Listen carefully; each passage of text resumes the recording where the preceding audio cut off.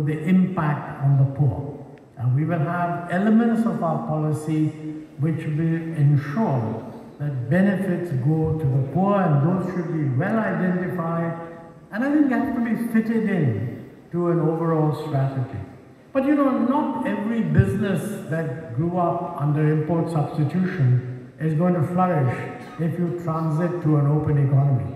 What's going to happen is that other businesses will come up which will do even better, and those who are displaced from one part of the economy will get absorbed in the other part of the economy. And I think that is really what has to drive the broader notion of change.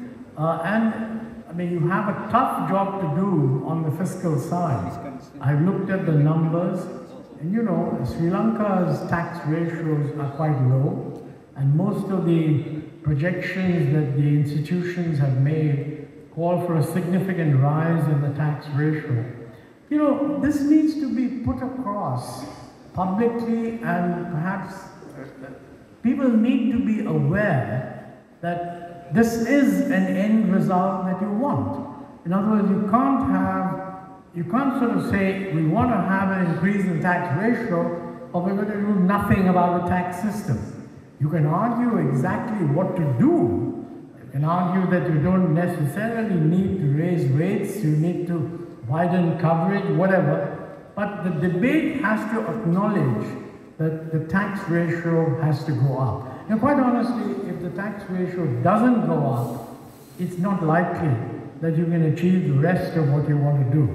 Because if you want to protect the poor, expenditures directed towards the poor cannot go down. So therefore, this has to be a very big part of it. The other I would say is that, you know, I believe I was told that the cabinet has cleared the national tariff policy. Now that would basically reduce customs duties over time. Sri Lanka has very high customs duties because of its following an import substitution policy, and those have to go down. You know, I think we need to recognize that elsewhere, this is what we did in India, we were able in the initial period to reduce customs duties because we also managed a flexible exchange rate.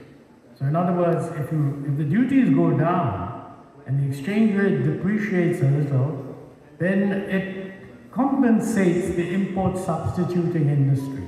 Because while they get lower duties, they get a higher exchange rate, and that helps them. And of course, the exporters get a big benefit. You know, when reforms were going on in India, I very often hear our politicians, I don't know whether Sri Lankan politicians have the same view, but our politicians very often say, criticize the government, you know, look at what's happened to exchange rate. The rupee has weakened. We want the rupee to be strong as a rock, like the Himalayas. This was one quotation. And you know, on the technical side, we try to persuade the political leadership that, you know, it's correct to say that a strong economy is reflected in a strong exchange rate. I mean, the economy is strong, better export performance, most likely the exchange rate will appreciate. But if the economy is weak and you simply hold the exchange rate strong, you're only making the economy weaker. It is not correct to say that a strong exchange rate leads to a strong economy. It is correct to say the other way around. So the name of the game should be, let's work to making the economy strong, and if we succeed in due course, the currency will also become stronger. But while the economy is weak, it makes a lot of sense to keep the currency weak. And you know, this is what developed countries also did. You know, in the 1980s, I mean, the Americans put a lot of pressure on the Japanese because they felt that the Japanese were exporting everything to America, and they wanted the Japanese to appreciate their currency, because the dollar being a reserve currency, they said that the only way we can achieve a depreciation of the dollar is you appreciate your currency. Similarly, when the Chinese did so well in world trade, the American view was that they're doing well because they're keeping the exchange rate artificially low, and lots of pressure that you shouldn't do that. So I think in a in a transition from a relatively closed economy to a relatively open economy. Lowering of customs duties is desirable, bringing in foreign direct investment is desirable, and it ought to be combined with flexibility on the exchange rate, because these things work together. So with those words, let me just make one last point, and that is, not everything you envisage will happen. I mean, I don't have the time, I see it flashing red already. Many things we thought we would do, and we weren't able to do them in time. And one or two of them we haven't been able to do even now.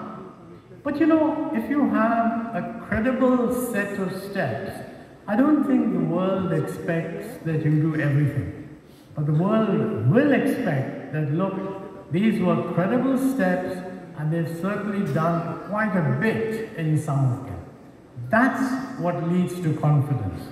So I think it's very important that you have a well-defined set of policy objectives that is well discussed in the public, amongst the professionals, so that it's understood, and also that delivery, if not 100%, is at least very substantial. That was what we learned. I think we did quite well at the moment, and we hope we should do even better, and maybe we will, but we'll find out. But certainly I think Sri Lanka is well positioned at this point to make that transition, in spite of many of the negative things you may hear about the global economy and global attitudes. Well, thank you very much for inviting me to come.